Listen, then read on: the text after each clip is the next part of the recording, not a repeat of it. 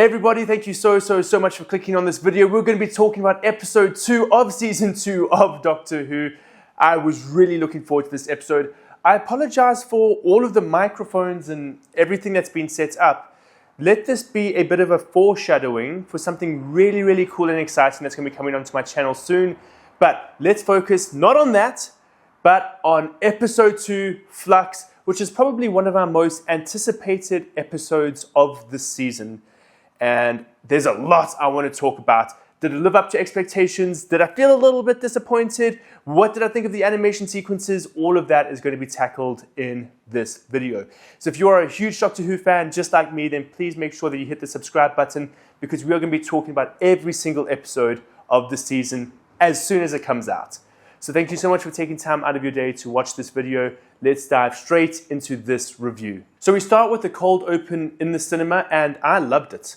I really love it when I think Doctor Who's at its best when we're treated with a very unique scenario where the writers have the ability to let their imagination run wild, and it sets up a problem for the Doctor to tackle. And I think this episode did that perfectly.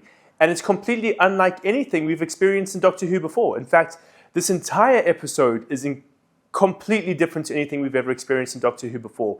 And we will break that down later, because holy smokes, it was a lot. It really was a lot. So let's carry on. Let's get into the episode proper. So we obviously get some more engagement with Belinda and the Doctor, obviously trying to build upon their relationship. I said this in my previous review. I really hope Belinda isn't the type of companion that just constantly wants to get home. And I understand why they write it that way. It's very believable. It's very realistic. I just love it when my companions enjoy traveling. But I love the dynamic they're busy building between the Doctor and Belinda. And I love how she is excited to travel. I really enjoyed how they got dressed for the period piece. I liked the quick cutscene and quick editing that was done there. That was a lot of fun. That was exciting. And just the excitement she has and the wonder she has when she does come out of the TARDIS for the first time. That was a fun little sequence, and I really did enjoy it. Doctor Who as a time travel show, and honestly, the original reason why it was created, if you actually do the history of it, all the way back in 1963, it was supposed to be educational with its time travel elements. And I think this episode did a good job of tackling the educational elements of history and segregation. Not in the way that it builds the entire episode around it, but it just sprinkles it here and there, kind of reminding everybody, hey, this was the reality of this time period.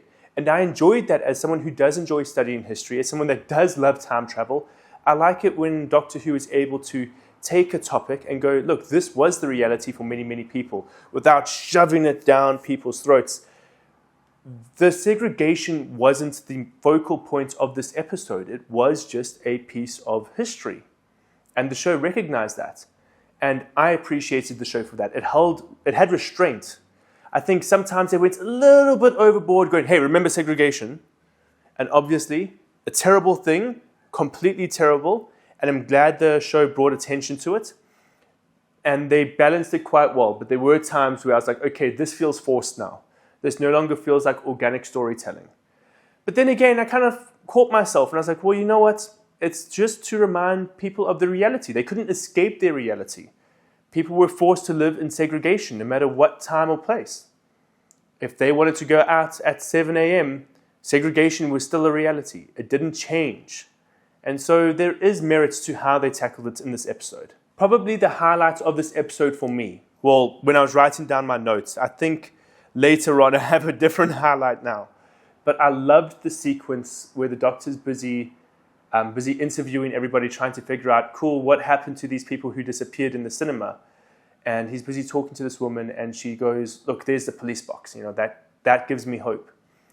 And I've missed that in Doctor Who, where the Doctor is a symbol for hope, where people see the TARDIS, they see that police box, and they feel hope. And I even wrote down the quote here, hope can save the world. And I mean, if you think back to the David Tennant era, where the entire world starts thinking about the Doctor and it gives the Doctor like Jesus powers, basically. Not everyone enjoyed that, but I loved the idea of hope that was presented in that. I love it when the Doctor is seen as a beacon of hope. And this was just a small reminder of that in this episode, and that made me happy as a Doctor Who fan. And then finally, let's talk about Flux himself. The animation, especially for him, was gorgeous. And the reveal of him being the Harbinger, I loved that. I think everything to do with his character introduction was great. I think he was scary in an unnerving way. His character design was obviously supposed to be wacky, but you can see the evil intentions behind it. I loved it. His introduction, I wouldn't change anything actually. His development throughout the episode, I've got issues with that. The way he decides to pursue the Doctor, I've got issues with that. There were a lot of little things I had issues with, but his introduction was definitely one of the stronger parts of this episode. And what actually made me most excited for this episode was everything that was featured in the trailers and the teasers for this episode where the Doctor and Belinda enter an animated universe. All of the trailers for this episode were literally surrounding that sequence. And that's, I think, where my disappointments with this episode started. I was very disappointed in that sequence.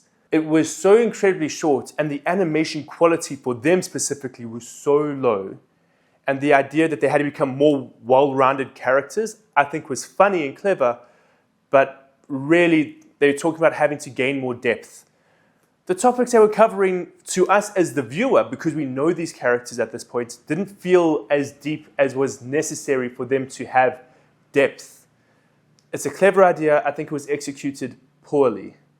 But then we continue with this storytelling sequence, and I love that. I love the idea of the God of Light, of Flux, trying to trick the Doctor into being into a different dimension, and the Doctor's able to pick up on it because of a continuity error.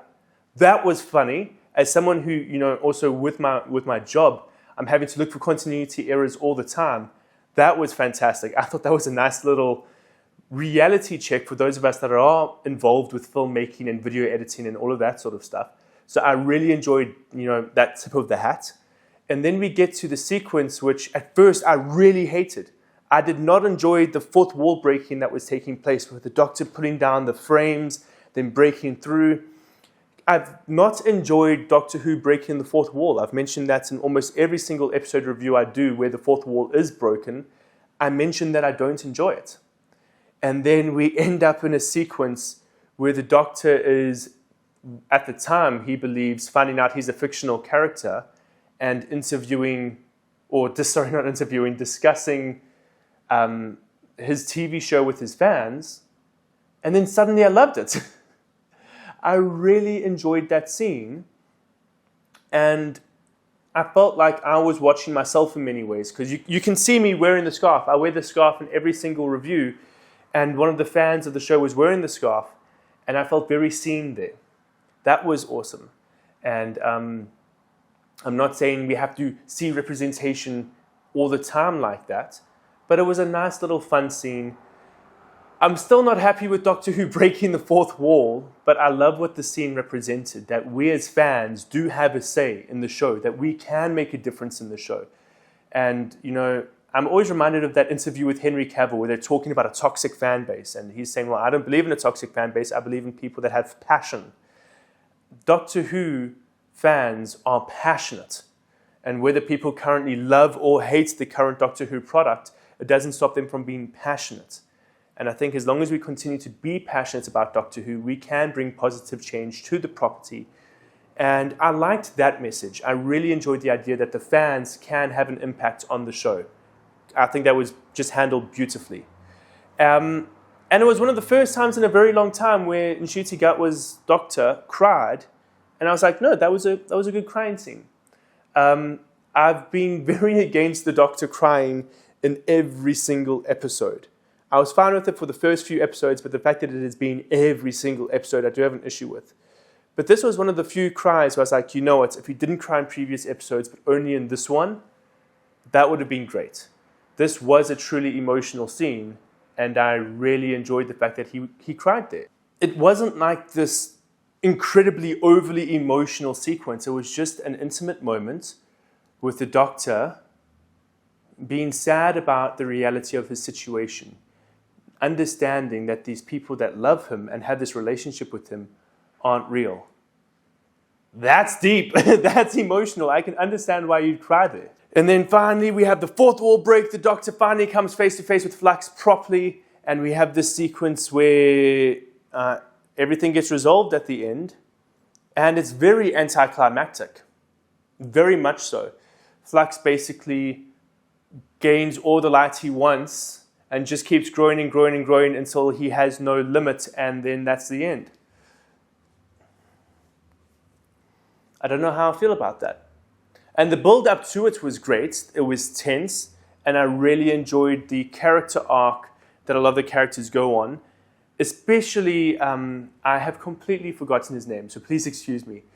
But the manager of the cinema, him trying to save the memory of his wife, and then his memory of his wife actually says to him, no, come find me in reality, let me go. And that was great. That was just a good character moment. But the actual resolution surrounding Flux was very disappointing. I felt a little bit cheated there. So I'd love to know what you guys think. If you think it was a good conclusion, then please, please, please let me know. But I was a little bit disappointed. And then finally, in my notes, yeah, I even wrote that very disappointed in big letters. But yeah, how did I feel about Flux as a whole? I don't know. I don't know, because there were moments I loved. There were moments I really didn't enjoy, and I don't know how I feel about it as a whole. So I think this is one of those episodes where I will have to rewatch multiple times, and my opinion might change. I might grow to love it a little bit more. I might grow to hate it a lot more, and maybe this will just be a perfectly average, middle, run-of-the-mill episode. But I'd love to know what you guys think. If you enjoyed this episode, then please comment down below. Tell me what you liked about it. Tell me what you didn't like about it. If you think my opinions on this episode were rubbish, then let me know too. Let me know if you enjoyed this video. Give it a like if you did. Give it a dislike if you didn't. I want you to be honest. And guys, I hope to see you in the next review, because I really enjoyed talking about Doctor Who. That rhymed, and I didn't mean to make it. And that was a terrible recovery. But guys, thank you so much for watching this video. You are the best, and I hope to see you again in the next review.